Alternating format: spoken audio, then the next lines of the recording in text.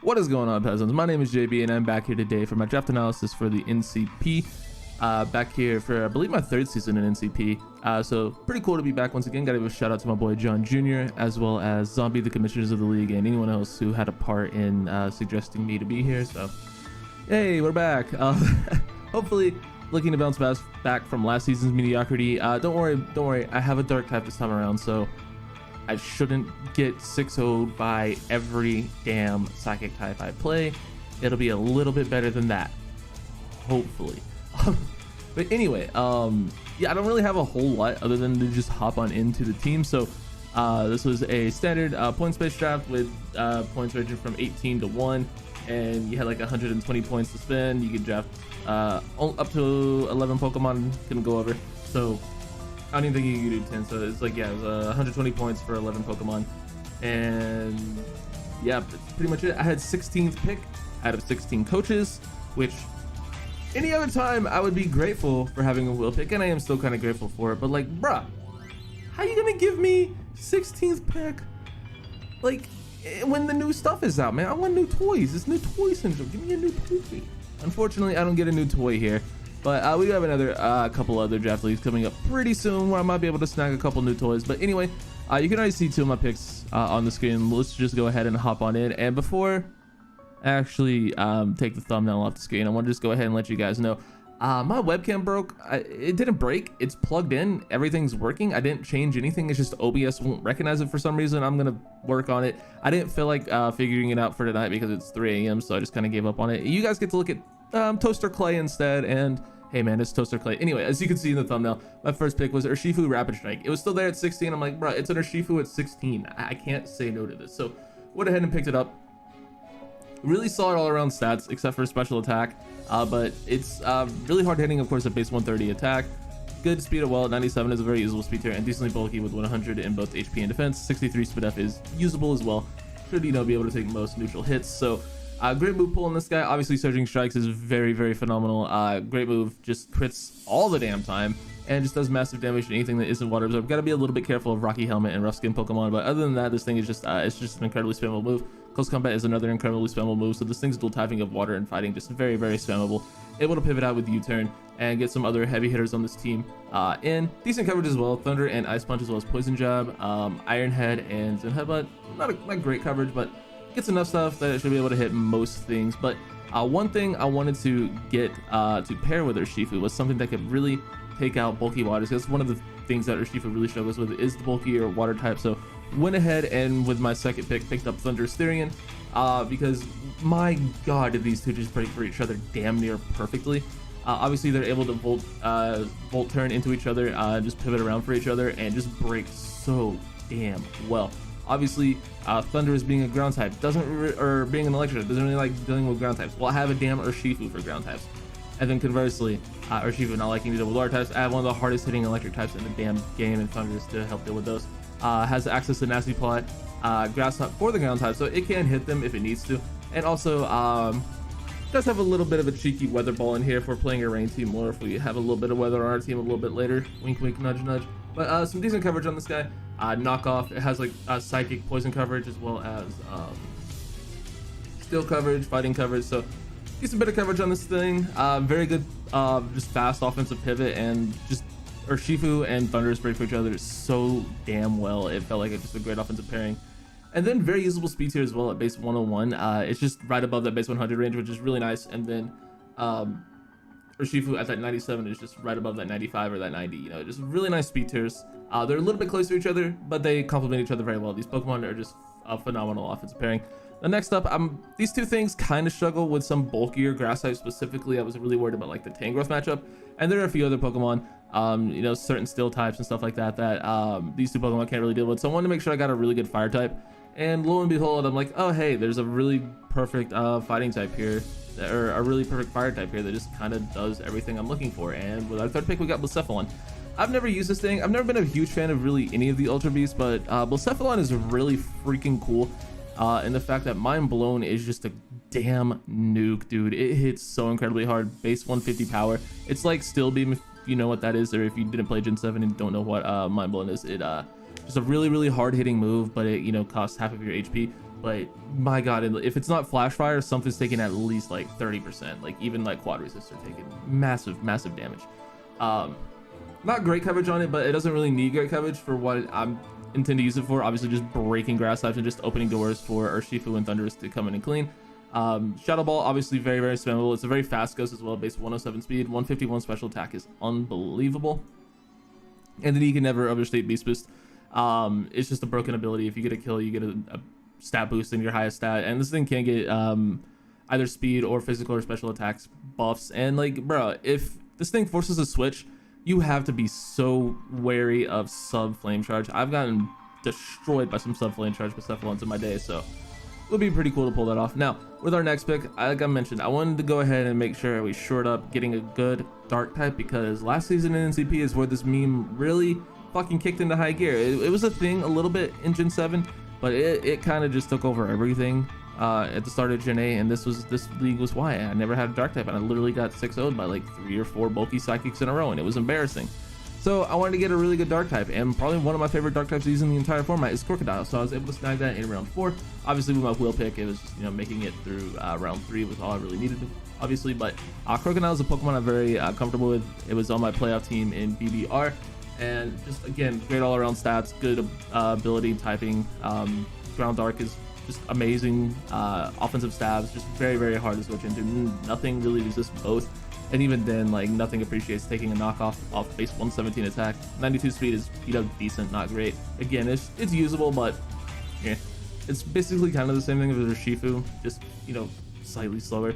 Obviously, that's how numbers work, dumbass. But yeah, Earthquake, incredibly spammable knockoff, good stealth arc user, good taunt user, good bulky pivot as well. And another thing we're noting is we have 4 very good like choice scarf users, so that's going to be a fun little mind game that we could potentially play with some opponents. Like, what's my choice scarf on? I don't know, I have like 14 good ones, so figure it out.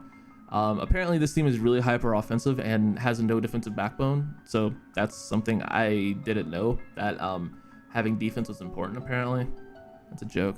But with our next pick, I want to go ahead and grab a good rapid spinner, and there's only, like, outside of Excadrill, there's only a few good rapid spinners in the entire format, in my opinion. Like, when I say good, I mean like that can come to most games. Like, you got Serena, Delmise are both decent. You got the Hitmons, which I am just so sick of using. I didn't want to use the Hitmon, so I decided to go ahead and grab a double water. And if you're gonna double up on any typing, water is like one of the better types you can double up on, because I don't know, it just is. The water types are just great. So I went ahead and grabbed Blasphemous. It's another Pokemon I'm very comfortable with.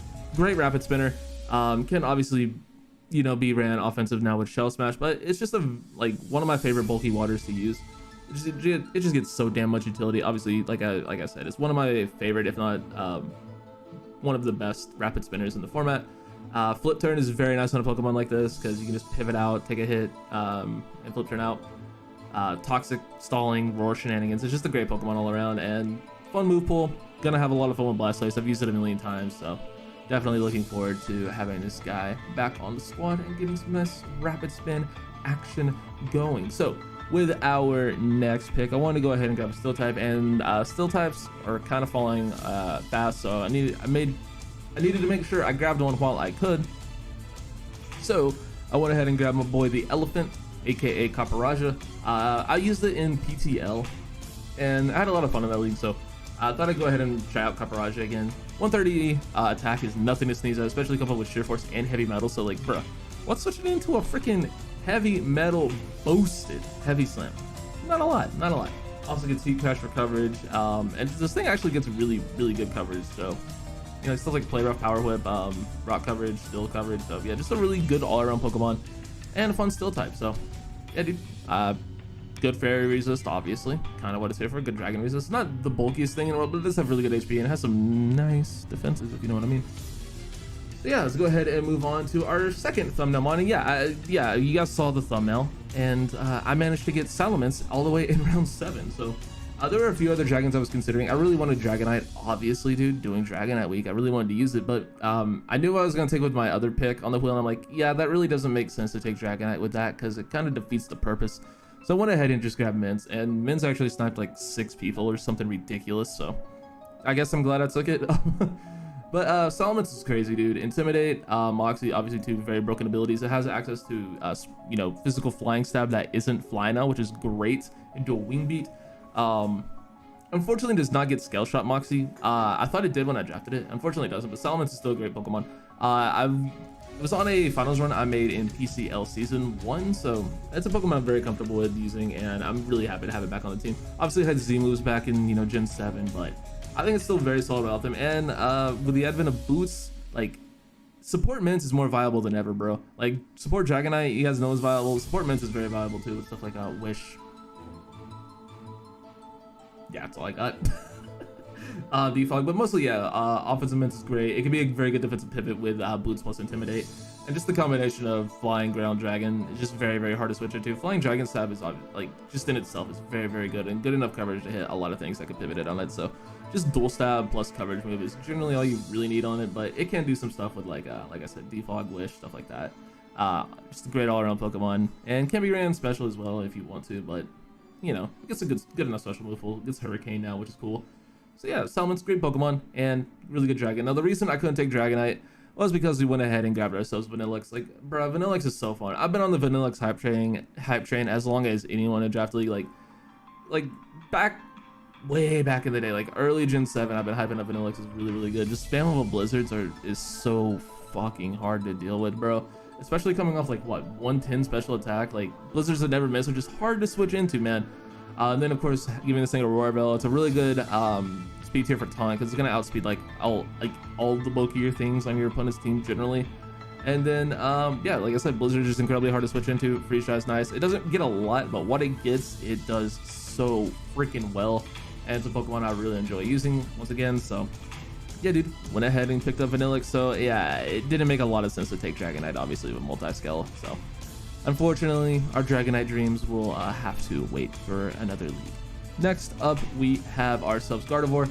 I kind of let a fairy slide, and there weren't really any great ones left, so I kind of had to break the budget here and settle for some lower tier stuff in order to get Gardevoir. But we were able to get Gardevoir. It's a Pokemon I've wanted to try for a really long time. Actually, I take that back. It was between this and Slurpuff. Slurpuff would have saved me like 2 points and given me webs, but I'm like, I really want to use Gardevoir. And since I'm not getting to use Dragonite, which I also really, really want to use, I'm going to go ahead and spend the extra 2 points to get Gardevoir. That's what it was. Gardevoir is a Pokemon I've been wanting to use the entirety of Gen 8, much like Rhyperior, and Rhyperior the entire my fucking Draft League career. I've been wanting to use that Pokemon, but I just never get the chance to. But yeah, Gardevoir I just really wanted to try out, so I did.